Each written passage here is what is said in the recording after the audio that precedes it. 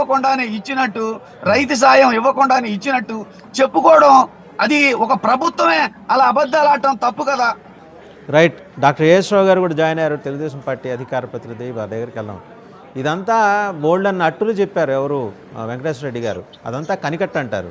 మీరేమంటారు డాక్టర్ గారు? మీకు ప్యానెల్ ఉన్న వాళ్ళకి 99 టీవీ ప్రేక్షకులందరూ కూడా శుభోదయం అండి. ఇప్పుడు వెంకటేశ్వర రెడ్డి గారు పాపం ఆయన అవసరం వస్తుంది, జాలేస్తుంది ఆయన పైన. ఎందుకంటే ఇప్పుడు అన్నా క్యాంటీన్లు చంద్రబాబు నాయుడు గారు పక్క రాష్ట్రాలు కానీ పొరుగు రాష్ట్రాలలో ఏదైనా మంచి పని జరుగుతుంటే దాన్ని కూడా మనం కంటిన్యూ అలా అదే పాలసీలు ఇక్కడ కూడా కొనసాగించాలని చెప్పేసి ఒక మంచి ఆలోచిస్తూ ఉంటాం.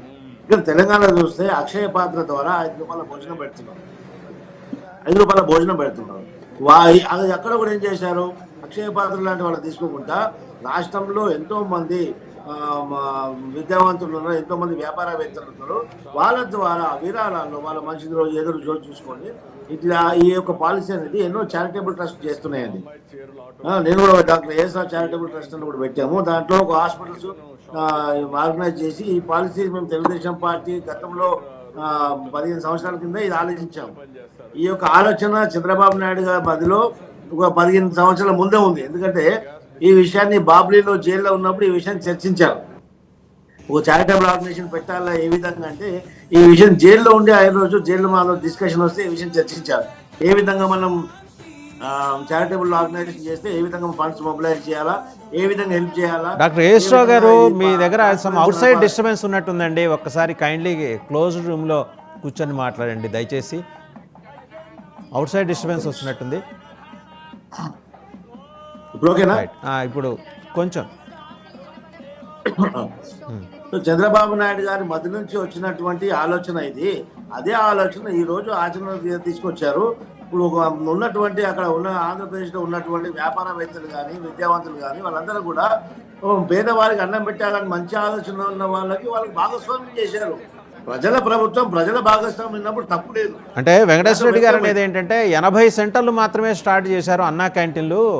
అంటే మీరు పెట్టే ₹5 భోజనాని కోసం 100 కిలోమీటర్లు నడిచి రావాలా, అది వాళ్ళ సందేహం. వాసుదేవన్ గారు గతంలో పెట్టినట్టు అన్న క్యాంటీన్లు కూల్ చేశారు. ఓవర్ నైట్ లో మొత్తం వేలాది అన్న సెంటర్లు రావు కదా, అన్ని పెడతాము.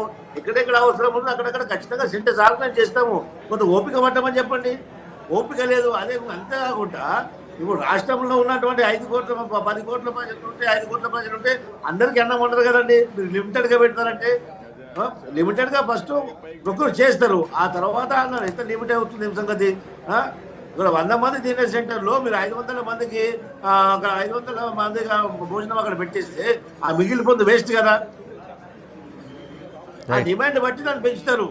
ఏదేమైనప్పుడు కూడా పేదవాళ్ళకి కడుపు నింపే బాధ్యత తెలుగుదేశం పార్టీ తీసుకుంది. దాన్ని మీరు అక్కస్తోటి మీ కడుపు ఉబ్బుతుంది. పేదవాళ్ళ కడుపు నిండా అన్నం పెడితే మీ కడుపు ఉబ్బుతుంది. మీ కడుపు ఉబ్బుతన్నంతో ఇట్లాంటి విమర్శలు చేస్తున్నారు.